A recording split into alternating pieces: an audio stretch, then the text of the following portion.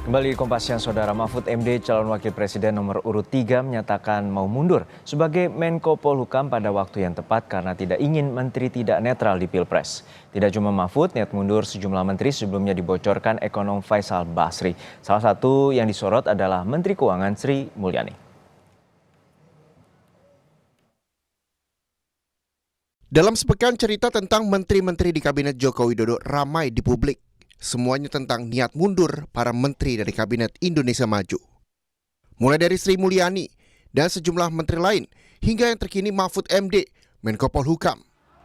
Mahfud mengutarakan sendiri niatnya mundur, tapi tak jelas kapan waktunya. Saya kira percontohan saya, ya sudah cukup.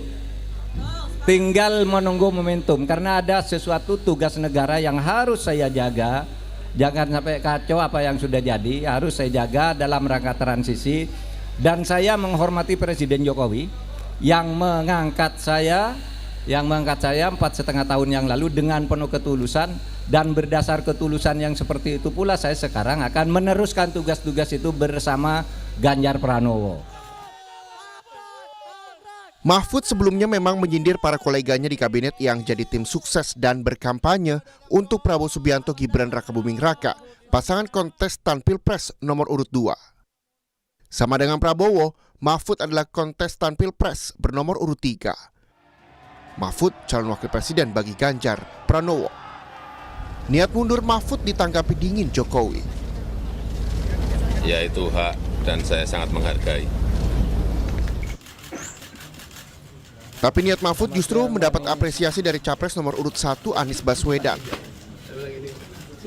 Sebenarnya udah dari lama mau mundur dari jabatannya sebagai Menko Polhukam. Nah ini kalau Pak Anies melihatnya gimana sih Pak responnya? Monggo aja, itu sih keputusan, kita hormati aja keputusannya.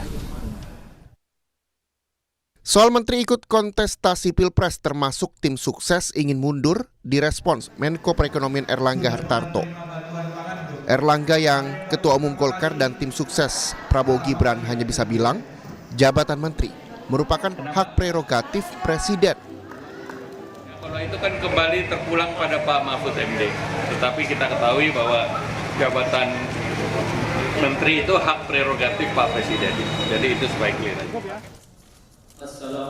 Tak cuma Erlangga, menteri yang jadi tim sukses Pilpres ada juga Menteri Perdagangan Zulkifli Hasan, Menteri Investasi Bahlil Lahadalia, hingga Menteri Pariwisata Sandiaga Uno.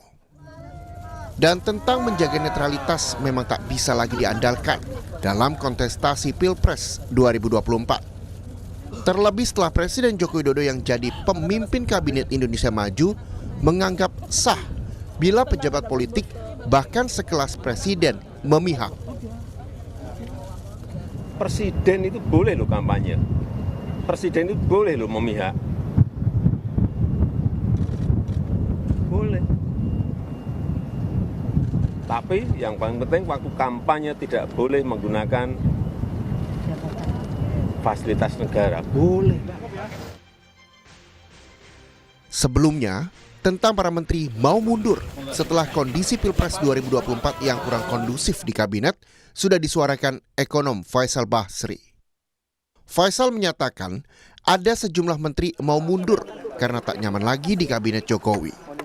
Yang paling jadi sorotan adalah Menteri Keuangan Sri Mulyani. Tim Liputan Kompas TV.